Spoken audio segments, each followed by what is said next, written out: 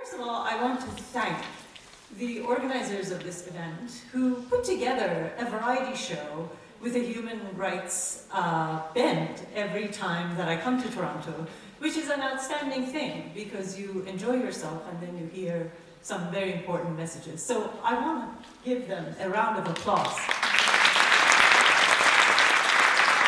I will be taking you back to a moment in my own teenage years in Tehran. So bear with me while we take this journey together. Whenever the name hijab, the mandatory dress code that is forced upon Iranian women, comes up, I have an immediate visceral reaction. There's a sudden churning in my belly, some irrational fear, discomfort, or both take over me. And no matter where I am, I go back to August 1984, an extremely hot day in Tehran. In those days, women's outerwear could only be black, brown, gray, or navy. All other colors were banned, and it was that on that particular day, it was Ramadan. So for those of you who travel to Iran, you know, all eateries, restaurants, and water fountains are all shut down. I missed my bus, so I had to walk to my destination. It was around 2 p.m., and the worst heat was beating down. I wanted water, but there was none to be found, so I hated feeling thirsty. The sun was blazing more than usual, or so it felt to me at that time, and under all that thick clothing, black scarf, the long Islamic uniform, the pants that went under, and my closed-toed shoes, in a weather that even the lightest of clothing would have been too much, I was boiling. Anger and heat were flowing from me in the form of sweat. I looked at the sky, and I cursed the sky. I hated the sun. I hated the bus that I missed. I hated the bus driver who saw me coming but did not wait. Everywhere on the walls, the murals were about the war, the one between Iran and Iraq, which began in 1980 and lasted for about a decade. There were slogans about martyrdom and how glorious it was, and the portraits of very hairy but smiling soldiers with a wing on each shoulder who had been martyred. At that moment, the only idea I did not hate was death. I thought that if Saddam Hussein came and bombed everything and everyone, including me, I'd not mind. As long as this version of my life, a life of prohibition, would end. I'd not mind dying if the things that I hated died with me too. Then I realized how gloomy and dark I had become, and at the end, I truly, truly hated that I was hating at all. And so I hated myself for having become that way. I was only 17. I wanted to be joyous, and hating was the last thing I wanted to do. It was impossible to be joyous. Our calendar did not have room for much joy. Every month we were commemorating someone's death or martyrdom. On their birthdays, not much happened. Music was banned, and so was dancing. But when they died, there was a lot to do. Grieving and mourning were what we had mastered to do. But that is what Iran did to us back then, and still. We were surrounded by death on the walls in speeches, and our demonstrations were all about death to this and death to that.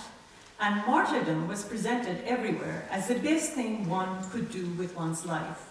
We were so busy hating or dying that our minds had become too full than to focus on the actual business of living. In the West, in Canada, in the US, when we think about hate crimes, we think about a racist or anti-Semitic act. We think about skinheads and the Ku Klux Klan, and about torchings and shootings and lynchings.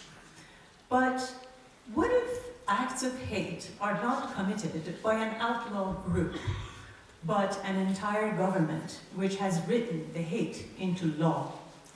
What if we live in a country where hate is peddled daily and taught in schools? Do we no longer consider these acts as hate crimes because people who are officially in power are committing those acts? I don't think so.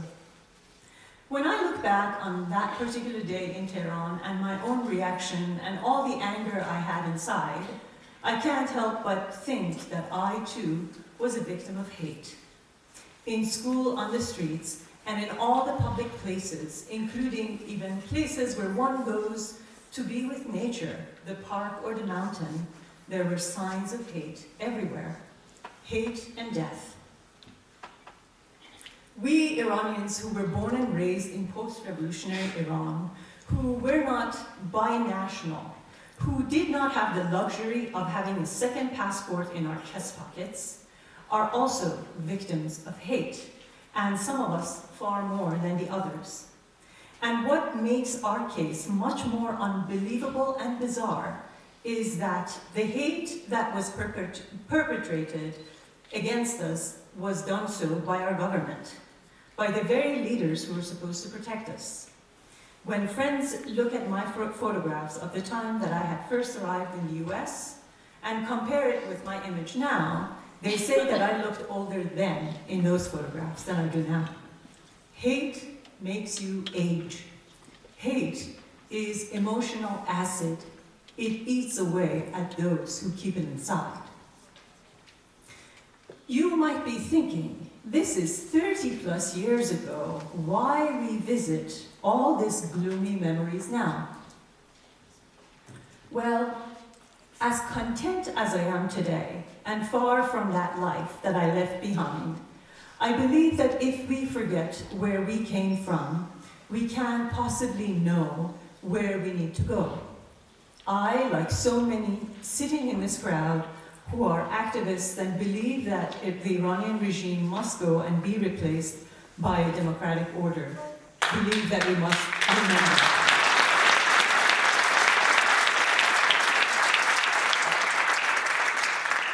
But the overthrowing of a tyranny is a two-dimensional transformation. The first transformation is the obvious one. It happens inside the country, in Iran, as it did in 1979. A caste of leaders are forced out, a new one comes in, that we are all familiar with.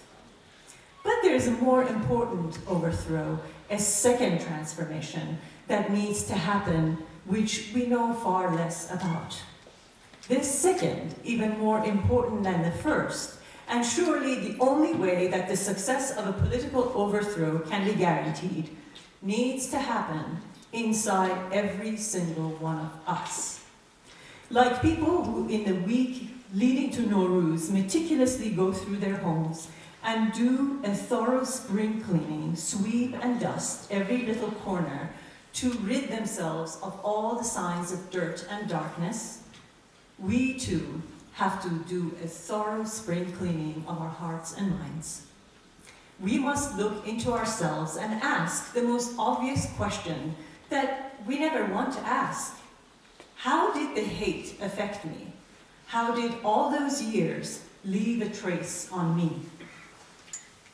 For me, it was only natural to see that in the midst of all that heat in that summer day, the thing that I was hating more than any other was myself. When a tyranny humiliates you on a daily basis, forces you to hide under the veil, silences your ideas and speeches, you shrink and shrink until you lose a sense of yourself. That is what I was back then. Not a full human, but a human drop. And once I had hated myself, it was much easier to hate others, to be suspicious, fearful, and mistrustful of them. When I arrived in the US and went to LA for the very first time, at every Iranian store or restaurant that I went to, I heard in my head the exact script that I had heard by the regime on radio and television. I would look at the Iranian customer sitting at the table next to me and think, These are the Taghutis, the corrupt vermin of the old regime who are here. That is how the regime portrayed those Iranians in exile for the rest of us in Iran. I did not want to be identified with any of them at all. Then last year, an Iranian student who happened to be enrolled at the university where I teach, and whom I had helped through her first difficult months of adjustment in America, came to me and, with a look of guilt on her face, said, "I have a confession to make. I was afraid of you in the beginning because I thought you worked for the Mossad. But I don't think that anymore." For 40 years, hate has divided us. It has divided us from each other. All of us are suspicious of the others because the lines that we have been fed for so long continue to run in our minds. Some of us are Taghuti, others are agents of Mossad, the CIA, the MI6, or sometimes all of them at the same time. And if that doesn't fly, then we are reformists who cannot be trusted or are agents of the regime itself. While I'm not naive enough to know that there are actual elements of the Islamic Republic who have infiltrated our communities in the US and Canada, I also believe that we must make every effort to talk to each other. We must find a way of re-establishing the bonds that we have lost as a result of 40 years of being poisoned by divisive rhetoric. This division occurred in a very calculated fashion and in stages. First, we were separated from our bodies. Our physical beings either had to be hidden, or if they were prized, it was only prized as corpses in death. Second, we were separated from the physical world. Nothing in this world was worth hanging on to. There was another life, a better life elsewhere. This life was only superficial, material life. The deeper, better life was somewhere higher in another dimension. So we were divided from this physical world too. Third, we were separated from each other. We were no longer referred to as a nation, but as an ummat, as in believers. Our bond was no longer shared, the shared passion for a common homeland, but a love for a global faith. So suddenly, we went from being Iranians into tiny groups bonded by religion, ethnicity, or political affiliation. And all of us grew afraid and suspicious of the other. Now, every morning I wake up and I ask myself, how can I be what our greatest national poet, Ahmad Shamlou, once elegantly articulated? Ablaha marda, man aduy tu nistam, enkar tuam. How can I not merely be against the government I do not respect, but instead lead an existence so against their values that I deny them of everything that they ever tried to inculcate in me? So these are the things I do. Number one, I go to the gym. Not because I like going to the gym, in fact, I hate going to the gym, but because I know that I must restore the respect and the approval I lost for my physical self. Number two, I make sure not to take the material world for granted. I try to observe, watch, appreciate the life around me. I, for instance, try to even learn the name of all the birds that I used to identify only as gonjesh, sparrow, and kabutar, as in pigeon. And now I realize that there are so many different species, all of which, even the tiniest ones, have a name. And this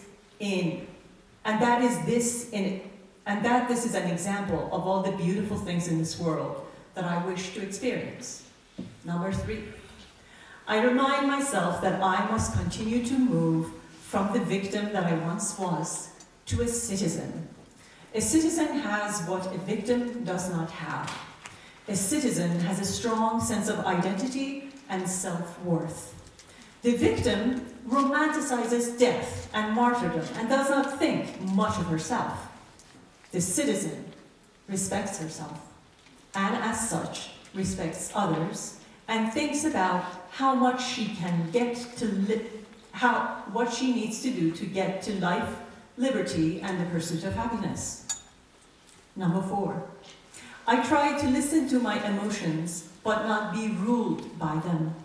When I was a victim, my emotions were always being manipulated by the authorities, and I rarely got a chance to think straight. My emotions, whether anger, sadness, were all the tools of a regime that filmed my emotions and made television commercials with them. As a citizen, I do my best to let my mind and my thinking be in charge of my activism and the ideas that I articulate. Number 5, I refuse to call my fellow Iranians by hateful terms. I do not allow rumors and gossip to get in the way of dialoguing with my compatriots. I disagree with them often, but I will not participate in spewing or perpetuating negativity. And with the ones I like and admire, I make sure to ask a very important question.